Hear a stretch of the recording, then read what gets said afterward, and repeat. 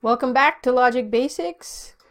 We are entering into the final stretch of informal logic. Today we're going to go over a discussion of our logical options in three of the areas of philosophy. We're going to look at epistemology, metaphysics, and ethics. Some of this we've covered already, so it'll be summary, but this will be looking at our logical options in each of these three branches of philosophy. And we're going to call this the conceptual map. Let me pull up the handout for you. The conceptual map is going to help us to locate first where we are in our thinking philosophically, and to be able to navigate conversations with others, to be able to identify where another person is coming from philosophically. It will help us to think critically and to recognize assumptions. So let's get into it. A conceptual map helps us to locate where we are intellectually. Okay, so where are you? What is your thinking in each of these three areas? This is where you should be engaged in some self-examination. What do I think about that? It enables us to locate differences appropriately and thus to help avoid secondary disputes and address the more basic disputes. Remember, our approach is the presuppositional method, where we're dealing with more basic issues before we deal with less basic issues. We could work our way step by step, but let's deal with the most basic first. And if you recall, the purpose of the class is to use reason to find meaning and settle disputes, to gain confidence and competence in the use of reason, to find meaning and settle disputes. And so a conceptual map, therefore, helps to find meaning and settle disputes. So a lot of philosophical disputes will be laid out here.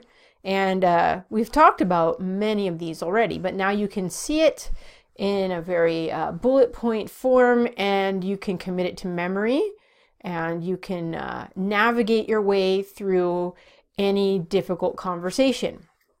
Or we can start to, right? So epistemology, remember, this is the branch of philosophy that asks the question, how do I know? How do we know things? So it's about knowledge. This is, the whole class has been about knowing. So we've been through this. We've gone over a definition of knowledge. Remember, we said knowledge is justified true belief, and that there were two kinds of justification we can refer to. Weak justification, which was through sensory data that leads to a high probability of truth, and then reason and argument, which leads to strong justification, which is like indubitability. And that's what we're looking for in philosophy. We want strong justification. Arguments. We're going to be talking about arguments very soon. And this is cognitivism, meaning it has to do with beliefs. So knowledge is connected to beliefs and thinking. They're not connected to feeling or will, primarily. We talked about this. Justified true belief. We looked at the objections raised by Edmund Gettier and Alvin Plantinga, if you recall that conversation. So this is a synopsis, right? So we can have a definition of knowledge. And then we talked about skepticism a lot. We spent a lot of time. Skepticism is the position that says knowledge is not possible. We can't know. Nobody can really know for sure. We said this is the dominant position of our day, and this is a position Socrates argued against, and I think we should question it, and I think we should argue against it as well. Fideism is the position that says you can't really know, but you should just believe anyway. So this is belief without proof or understanding. We talked about that as well. So skepticism and fideism are two sides of the same coin. They both agree to the assumption that we can't really know for sure. We looked at many forms of skepticism, and some of them are listed here. We talked about empiricism as the position in epistemology that says all of our knowledge is through the senses, sense experience. And that came through the common sense philosophers that said appearance is reality. We talked about science when it's misused and goes beyond doing the scientific method to becoming a totalizing worldview, scientism, or when it says all that we could know is through the senses and all that exists is material, physical. Intuition, we said that the sign is always accompanied by the reality, or the sign is the reality. And notice a sign is something your senses pick up. And then mystical experience, we may have talked about this a little bit, but this is like a inner kind of knowing. I know deep down inside because I feel it, or I had an encounter with God or the one. So a mystical experience is an internal experience. And notice, an internal experience is subjective. I can't share it with you because it was my experience. And how do I know how to interpret that experience? How do I know my experience was of God and not of some other kind of being, or my imagination, or maybe it was just indigestion? I don't know.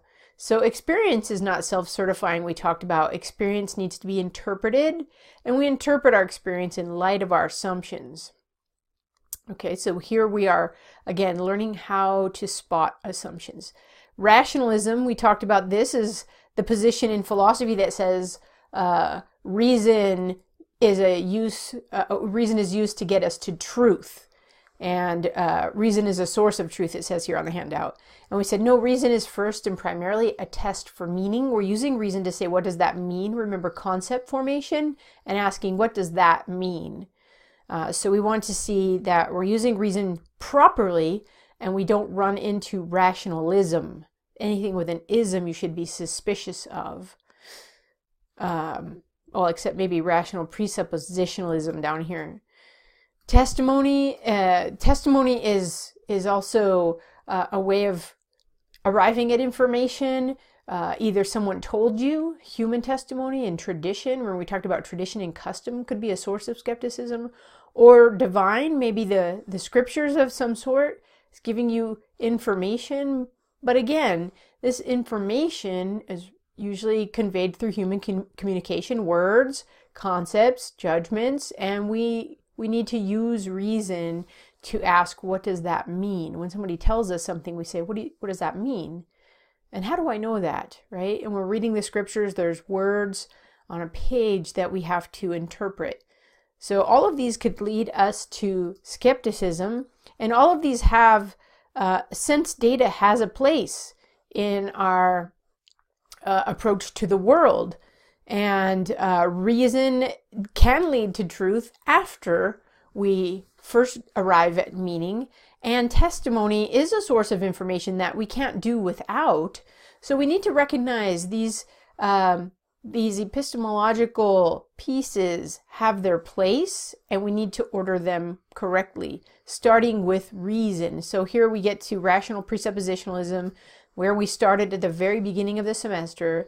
And the approach of rational presuppositionalism is to think of the less basic first, and then the more basic first, and the less basic after that. So thinking of the less basic in light of the more basic.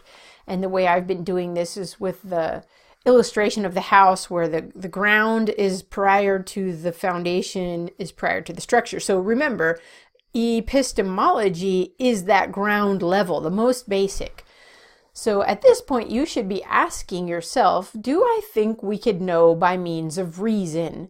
Do I think we could know what is clear to reason? If not, am I stuck in skepticism?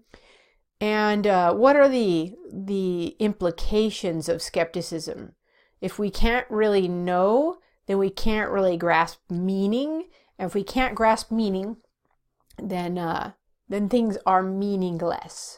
And they become less and less meaningful, meaninglessness.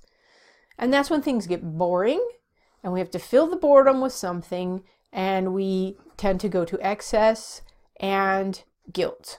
So if you think I'm wrong, test it out. Go observe. Do some science. Check out people who have given up reason, who have embraced meaninglessness, and see what their lives look like. Okay, I'm going to pause here. And next time, we're going to talk about the main positions in metaphysics. Again, this is a little bit of review.